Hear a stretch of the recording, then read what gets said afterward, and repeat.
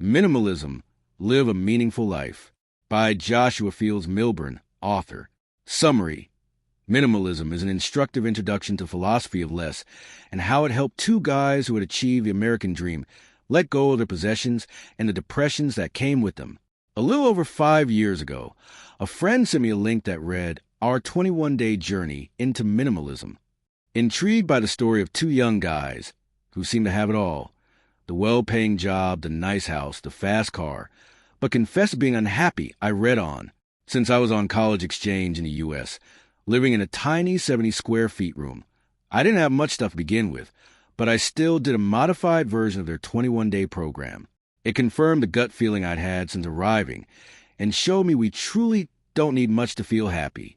As a result, I tossed out 70% of my wardrobe and sold all of my DVDs and video games upon returning home. I've been a minimalist ever since. I draw my energy and contentment from meaningful work, kind relationships, and beautiful experiences, not from things. It gives me room to think about what matters and deal with important issues head-on. Minimalism, Live a Meaningful Life is a debut book those two young guys, Ryan and Joshua, published in 2011 about this philosophy. After publishing 3 more and making a documentary, they continue to travel around the world, spreading their message. Here are 3 lessons from the book. Debt goes first. Get rid of your financial crutches to finally feel free. Use the Terra method to become more accepting of other people in your life. You are not your job. Don't let your work define you. Do you feel life's promises about work and money have disappointed you so far? Then maybe minimalism will work for you. Let's take a look. Lesson 1. Paying off all your debt will give you a tremendous sense of freedom and relief. Germans tend to have a healthy dose of respect for debt, but in other countries, especially the USA, it's become so socially normalized that it's almost weird to not have debt.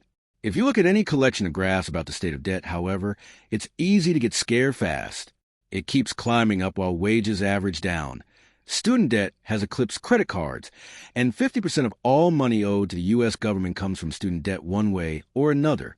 Like many American students, Josh and Ryan were plagued with debt as well.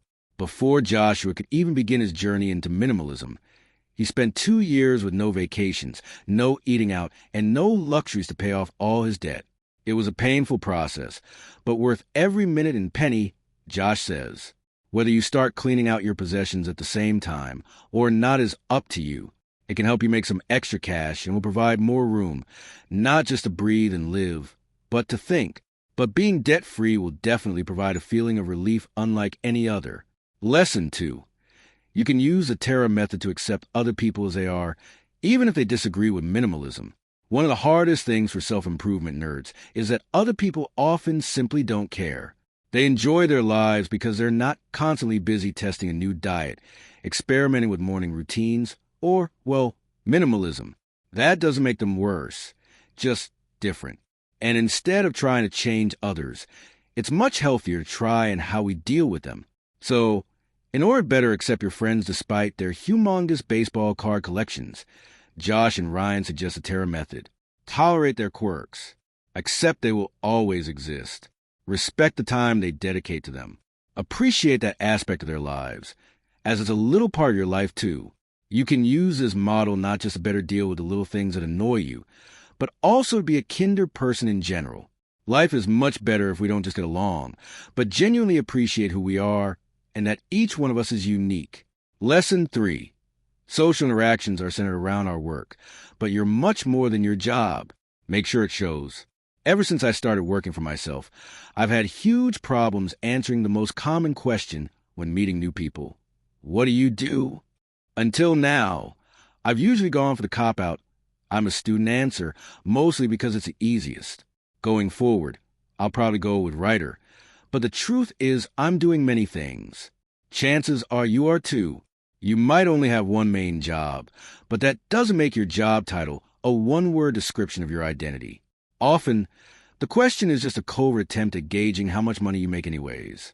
Josh and Ryan put it well when they say you're a complex human being with a great width of passions and talents, some of which make money, others of which cost some. No matter how long you've been doing it, a job is just a job. You can change at any time. So the next time you're faced with the question, don't just steer the conversation to more meaningful topics. Also try to seed those conversations from the start. Ask people what they're into or passionate about, and you'll hear much more interesting stories.